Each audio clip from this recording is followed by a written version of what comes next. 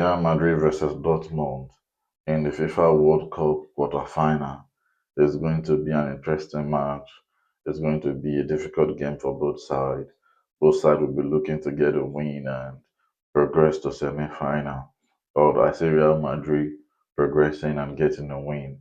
I think Real Madrid is going to win, and Real Madrid is going to go to semi-final. Dortmund will play their best. They have good players as well, but Real Madrid has better squad. They have more experience and they have more quality than the Dortmund side. Um, I see them winning maybe 2-1 or 3-2.